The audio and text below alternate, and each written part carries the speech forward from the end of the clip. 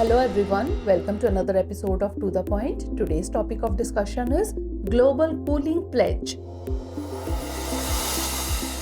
First of all, let's see why is it in the news. In an ongoing COP28 summit, 63 countries including the US, Canada and Kenya signed Global Cooling Pledge, world's first ever pledge to cut cooling emissions. Now let's discuss what is Global Cooling Pledge. The initiative is led by the COP28 presidency in collaboration with the Cool Coalition and the United Nations Environment Programme. It commits the countries to reduce their cooling emissions by at least 68% by 2050. Initiative also aims to increase the global average efficiency of new air conditioners by 50%. It is noteworthy that Global Cooling Pledge marks the world's first collective focus on climate warming emissions from cooling, including refrigeration for food and medicine and air conditioning. It outlines actions to tackle high global warming potential refrigerants, including committing to ratify the Kigali Amendment to the Montreal Protocol by 2024 and supporting efforts to reduce hydrofluorocarbon, that is, HFC emissions. Now let's discuss what are cooling emissions.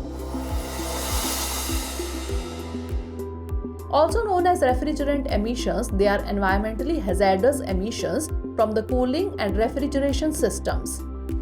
They include synthetic compounds like hydrofluorocarbons and perfluorocarbons, that is PFCs. For the longest time, most of the cooling appliances used chlorofluorocarbons, that is CFCs, as refrigerants. CFCs were replaced by hydrofluorocarbons and hydrochlorofluorocarbons, that is HCFCs, after reports highlighted their contribution in ozone hole depletion. However, HFCs and HCFCs have high greenhouse effect potential. As global warming intensifies, the rising demand for cooling will further exacerbate the problem, fueling a destructive feedback loop of increasing warmth. Now let's have a look at the initiatives to tackle cooling emissions.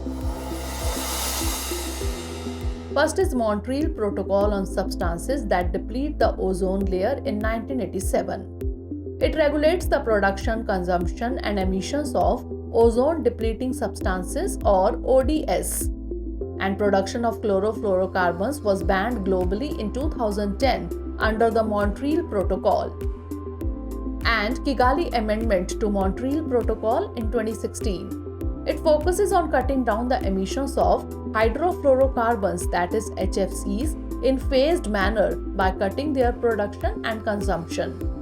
It aims to achieve over 80% reduction in HFC consumption by 2047.